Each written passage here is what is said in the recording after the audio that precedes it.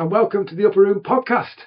In this episode, we have Becki and Becki with us. And Becki are cafe managers of the Upper Room Cafe, which we're delighted to have them. And we're going to be hearing all about that ministry today. But first of all, I thought it'd be good to hear a little bit about each of the Beckis. So, Becki, why would you tell us a little bit about your own background, particularly your Christian story? We'd love to hear a bit about that. You're a member of St Mary's. How have you got to here? So, growing up, we weren't really a church family. Just your usual 3-bed house, usual 3 kids, mum, dad going out to work, kids being a bit naughty now and then. So we didn't really know about church. We sung songs in school, and that was probably about as close as we got to being a church family.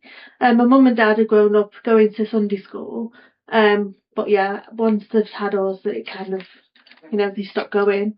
So it wasn't really until after I'd finished school, finished college, I got into a relationship and had Chloe, my daughter. Things weren't going great. So one day for some unbeknown reason, I just prayed to God, and I said, I need a change. I don't want to live like this anymore. The next day, I went onto my Facebook, and a girl from school who I hadn't really got along with, she was a recent Christian, and I just spoke to her and said, look, I'm a bit worried about a certain few things. I just want to know a bit about Christianity and God, and a bit about your story, really. And she said, it was really great to hear from you. I'd like to send you a Bible. So she sent me a Bible. I started reading Gospel of Matthew, quickly followed by a lot of the rest of the Bible, really got into reading the Bible, and started my Christian journey from there. Just bizarrely out of the blue, it really was just like from one part of my life to another, just total change. I got Chloe baptised, and we went from there, really. Moved to Cheadle. Mm-hmm. Kind of fell off the path a bit, and Bethany came along. Started going to the children's groups. Met Becki. Yeah. Was introduced to Becki and a few others. So you started coming to St Mary's at that point? Well, I started going to the groups at first. So Chloe was in a class with one of the children from St Mary's, and she's very much one of those who shares everything and says, come along to this, come along to that. So Chloe started going to some of the groups, and so did Bethany, and from there we went to St Mary's at Easter. So it was your daughter's going to groups that first got you in contact with St Mary's. That's quite interesting, isn't it? I guess that's quite a formative thing for you, thinking about the interface we have with the community. Yeah. And so your daughter started going to the groups, and then you came along on one Easter. Yes, it was Easter weekend, and just went along to see what it was all about, really. We had been going to the church in Hazel Grove where Chloe got baptised, and then it kind of fell off a bit, and then we started going to St Mary's, and just from there, really, just going along to all the groups, started volunteering at some of the groups, and started volunteering at the cafe, and that's kind of where my cafe story starts. Okay. Yeah. We'll pick up that in just a moment. Becki, just tell us a little bit about your story. We'd love to hear that. Well, I was brought up in a Christian home. I don't know a day when I didn't know Jesus as Lord, but I do have significant points through mostly my teenage years where I discovered things at a deeper level for myself. So I would say I've pretty much been a church-going believer most of my life. Mm-hmm. I went to uni. I met my husband Grant. We started going to church in Oxford where we were living, and then we moved up to Cheadle about 20 years ago now, and joined St Mary's at that point. We didn't have any children then. We now have 3 children, and it was when my youngest, Naomi, was the same age as Bethany, that I met Becki at Mustard Seed, and I was one of the leaders of Mustard Seed at that point. You were leading Mustard Seed. And I was volunteering. And you met. So tell us about when you first met. So it's very much one of the same lady whose daughter had introduced Chloe into the group. And she said, "This is Becki and this is Becki, and you both got daughters the similar ages." So it's just like kind of, oh, hi. Yeah. And, you know, from that really, I started my volunteering into Mustard Seed. Becki was in charge by then. And yeah, we just started to get to know each other better, didn't we? Yeah. So we've kind of done our child bringing up years together. And our paths have kept crossing through Sunday school and Mustard Seed and birthday parties and all sorts of things. My 30th birthday cake, Becki made that. So Mustard Seed is the parent and toddler group, which has always been a kind of meshed in with the cafe, because it operates in one of the rooms that the cafe usually has. So it's a connected ministry. Yeah. So that's interesting. That was your first interface. Yeah. But you started volunteering in the cafe first, did you? Yeah, I did. Yeah. So when Bethany was going to more so like consecutive days at nursery, I had a bit more free time. So I was already volunteering at Mustard Seed, and the manager at the time of the cafe said, "Would you like to come and volunteer here? I think you'd be great." So I was a bit like, I don't know. I did give her a bit of a push. Yeah. So I thought, so were you volunteering at the time as well? No. I'm a very new. You just pushed her in. Yeah. So I was like, okay, it's something new to try. I was feeling a bit more confident in myself then, because I've been volunteering at a charity shop as well, just like for one day, and of course Mustard Seed. So I started, and that's really it. And from there, I became a supervisor after a while, and then we became co-managers after that, didn't we? A couple of years ago. Yeah. So just rewind a bit. Tell us a little bit about. We just said the cafe. Tell us a little bit about the history of the cafe. Well, there's been a cafe in the upper room in different guises for about 15 years. So when the building was remodelled, a cafe was put in. It's not actually where it is now. It was sort of on the other side of the building. But it's been where it is for about 10 years, perhaps. Yeah. Something like that. So it's sort of grown over the years, but it's quite different now to what it has been in the past. And how did you get first involved with the cafe? So I love baking. My kids were at school, and basically John kept on at me saying, you should bake at the cafe. So eventually I was worn down, and I started coming just into the cafe half a day a week to do some baking, and loved it, and spent a day volunteering, and then it kind of grew from that. And then they needed another supervisor, so I applied for the role and got that role. So I was a supervisor for about 18 months, and then 2 years ago we became co-managers. Okay, so that's how you kind of aligned. Yeah. But you've been working and volunteering in the cafe for longer. Yeah. So my roles changed quite a bit just over the years, with people coming and going. So I started off as a supervisor, and there was 3 of us to start off with, 3 supervisors and a manager. And the supervisors changed quite regularly. And then it came to the point, didn't it, where it was just supervisors for a while. When there was a change of managers, and then, we've ended up. Yeah, I think the management structure has been played with over the years to see what makes it work. We both work part-time and basically job share the manager role, and that works really well for us. That's happened in the last 2 years, though, since I've been here. Yeah. And so tell us a little bit about that then, about what you do as cafe managers. What does it involve? Well, no 2 days are ever the same.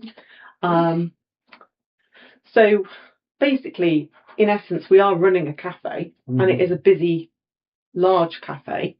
But it's very different to your regular coffee shops and cafes because we run it as a ministry. So we have a really wide volunteer base. And a lot of our ministry is kind of encouraging, mentoring, training volunteers. And a lot of them, not all, but a lot of them are people who are a bit more on the fringe of society, maybe young people with learning disabilities, some people with mental health issues. So people that just need a little bit of extra support and encouragement, and just belief in them really, to do the job and learn new skills. And so that's a part of the job. Yeah. And from my own observation of hanging around the cafe a lot, it's a huge part of it. Yeah. And it's also a huge difference between this cafe and any other cafe anywhere, really, because it offers this big opportunity for people in the community to have a safe space and to to get involved and help out. You've got people from various organisations, haven't you, who are involved? Yeah, so we have volunteers from the Seashell Trust and Pure Innovations. We have a lot of the organisations as well using the space in the cafe. So yeah, we do work with quite a lot of different organisations. Lots of schools and colleges as well. And there's a lot that want to work with us in the future as well, which we haven't had the space for at the moment, but we do want to work with a few more. Yeah. So you have a genuine community space. Yeah. And a safe space for people. And you're working with Seashell Trust. That's with people with special needs and growth companies helping people back into life, isn't it? And getting started again, and Pure Innovations.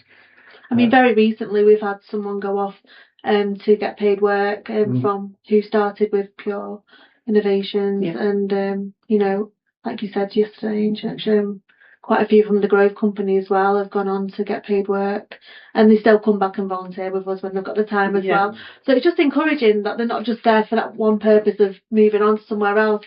They enjoy the time there, don't they? And they want to come back and still volunteer. So it's really encouraging. People enjoy being here. Yeah, people do recognise that the Upper Room Cafe is different.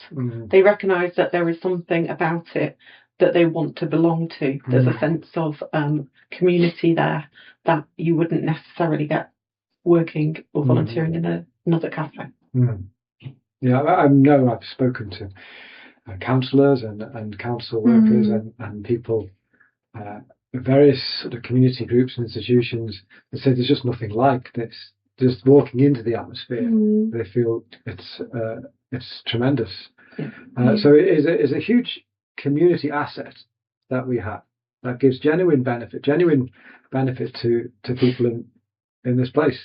And it is genuinely community because it's not just a church cafe. The highest proportion of people who use the cafe are from the community. Like Monday to Saturday, it's a small minority that are actually the church family who are using us as a cafe. And that's something that's definitely changed over the years. I mean, it was mostly the church, community that were using the cafe rather than from the wider community.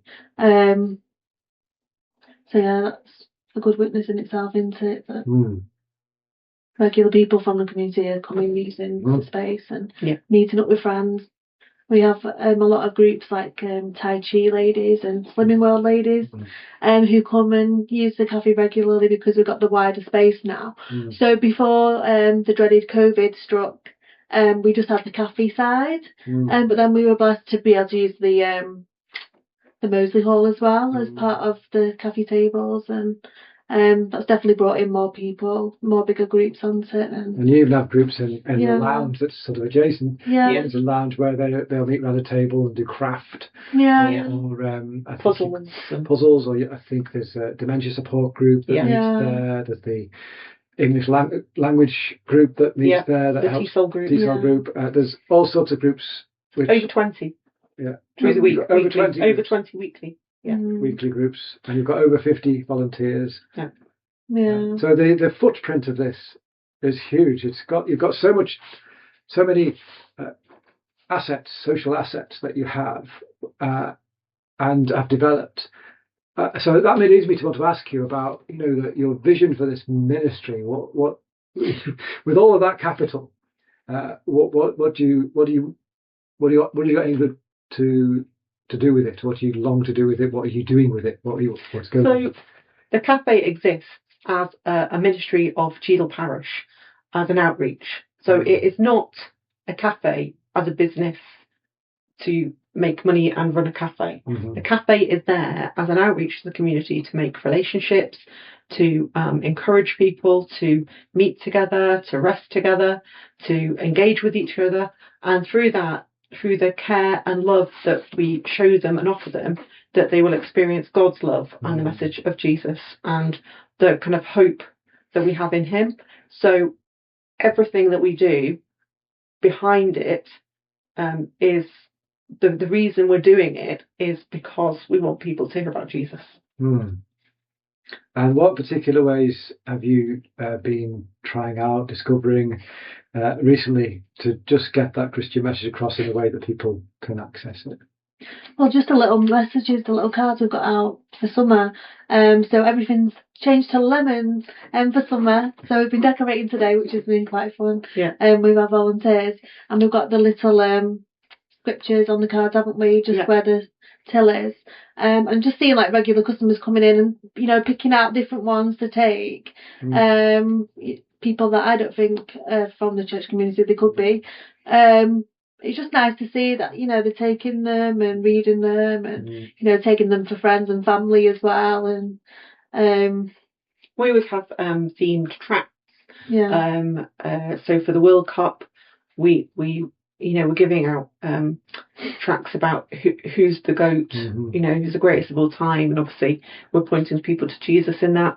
But through the decor around the cafe, the Christian book and gift shop, just everything's kind of aimed at pointing people towards Christ.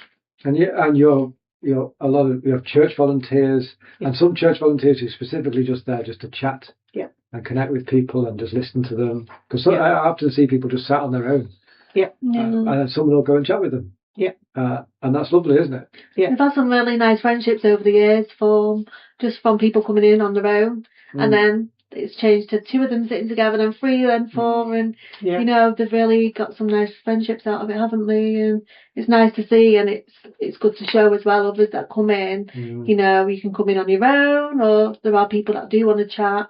And I think it's really it's not forced. It's really genuine. It's really authentic. People really care. They're there to show interest in people and in people's lives. They're not.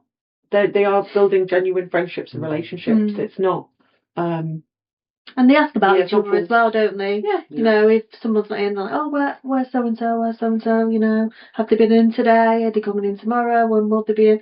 And we got other customers as well asking about our volunteers as well, don't we? When are they in? Not seeing them for a while. So people do generally come in and see people, learn the names, and learn about what happens in their lives as well, don't they? And ask about them. It's amazing to see all of the ways in which the cafe gives a genuine community benefit, but also allows people to encounter Christianity, just normal everyday Christianity. People who care for them, who are Christians, to encounter that, to have access to that. It's a great space that does all of that. And people are coming into our space. So it's we're not having to kind of go out with an agenda. That they just feel welcome and they just want to come into our space. So it's really good. It connects, and there's just a natural connection with quite a lot of church ministries, some of which, like Mustard Seed, operate right in the middle of it. And there's other things that filling the gap is coming. So tell us about that. Tell us about filling the gap. So there's some lovely volunteers who help out. They run activities during the summer holidays and, all the holidays really. And they run free activities for the children. And alongside that, we do the free lunches for the children as well. So the volunteers do from stories to craft. The puppets are there as well, which is always, even some of the older customers say, when are the puppets back? Yeah. And a lot of time goes into that behind the scenes as well, and just making sure they've got enough volunteers for that. But everyone's always asking, when's filling the gap on? And, when are the activities on? Are you running them? And I think that's part of the bigger picture of trying to make sure we're providing something for everybody. So, from mums with new babies, pointing them towards mustard seed, and toddlers, and our play area that we always have available, school holiday activities for free. And then we have, people who come and work in the cafe. We have lots of friendship groups and dementia drop-ins and all sorts of things for people in their sort of slightly older years. So there's kind of something for all ages. Right through to the bridge. Right through to the bridge. People in their 90s. Yeah. Who come and play whist. That's right, yeah. And rummy cup. Not bridge though. No. Very confusing to everybody else. And because of the opportunity you have and the number of people you connect with, you've been inspired to try and do more, to just use what you have to get people to hear the gospel. So you've been doing extra events more recently as well. Yeah, and of course we've had a brilliant team for the last 2 years as well. We've now got Hector, who does the cooking in the kitchen, and so he's very much got lots of ideas of how to change the menus up so they don't get too boring. Lots of themed menus. Yeah, and we've been working together with Wendy as well, haven't we? So extra. Every couple of months we're kind of doing something just a little bit different, a bit extra special, targeting kind of a customer base area. So it might be children or families, or it might be older people, or all sorts of, we've done all sorts of different things. So those have given us the opportunity to basically be a bit more explicit with our gospel message. So a little bit more overt with testimony, a gospel message, people sharing it through song. We had Billy Joel sharing the gospel with us, not the real one. And we've had authors, we've had all sorts of things. So we've kind of done an evening with series with different musicians and people, and that's given the opportunity to invite people to things to hear a very clear gospel message. Those have been great. Yeah. And I've been part of churches where they've, let's plan an evening with a talk, and let's have the food, and you just have the venue. It's just a bolt on to this. Yeah, and we have people to invite. Yeah, and it's so positive. Yeah. And then we've done things like wreath making, Christmas wreath making, tapping into things that people kind of want to do, seasonal events. So again, putting on things that people want to do in different seasons, and then being able to invite them to Christmas services or Easter or different things. Yeah. And we're doing a Christmas lunch this year. We are. We're having a community Christmas lunch for those who would otherwise be on their own at Christmas. Yeah. That's very exciting. Yeah. So as you talk about with such passion and vision about all that you're trying to do with the Upper Room Cafe, can you just tell us perhaps some moments where you've felt really, this is what, I guess every day you have conversations, but just share a few things that have happened. You have to keep them anonymised, probably. Yeah. But just can you share just a few things that you've been really encouraged by that happened in the community? Like I mentioned briefly before, just seeing the friendships with people who have struggled a bit, just suddenly form and be really open to speaking and spending time with others. That's been really encouraging to see. Just really nice friendships form. And just seeing the volunteers grow as well, from coming in really shy, really anxious about what it's going to be like in there, to really be joking and laughing and talking to every customer that comes in, making sure they feel welcome. It's things like that just make it feel so worthwhile what we're doing, and just seeing how different we are to other cafes. We do care about our volunteers and our customers as well, so it's nice to grow with them. and see what's going on in everyone's lives and the different changes. Yeah. We've been invited to weddings. We've been to funerals. We Mm. do genuinely get involved in people's lives as well. I don't think many people in secular cafes do that. But like sometimes you get a conversation that is just like God's put the right person in the right place.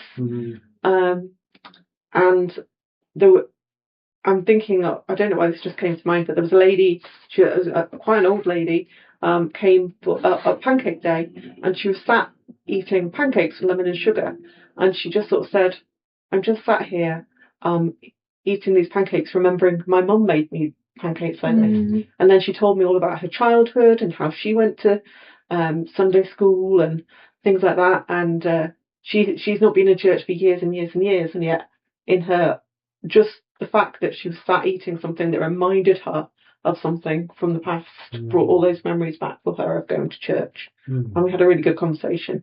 But we do have conversations like that really regularly, where people, we find that if you listen, people will tell you all sorts of things. They'll tell you their life story.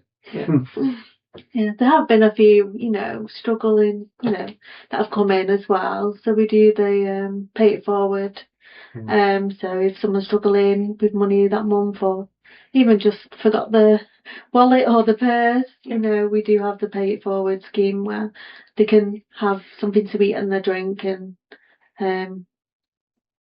we've had a few people come in that have been struggling, and we've got to know them, haven't we? And we can offer some help and direct them to different services and support from different areas. So. But I love this one. So Pay It Forward is a really well used scheme. And I think, I can't remember exactly the numbers, but I think this is it. I'll have to ask Joe again. But last year we had something like 636 bought and 635 used in the whole year, and that is not a coincidence. We've had one left to help somebody else. So I love it when you can see God behind it going, I've provided what you need. And I guess this would be my last question. For yourselves in seeking to follow Jesus and as Christians, you found this encouraging as what God's called you to? Yeah, of course. It's not just the people that we serve and the volunteers we help. Sometimes it's ourselves as well. Like we can be having a really tough week, and it can be the place where we need to be. It might not always be the place we want to be at the time, especially in them times when we are, going through something.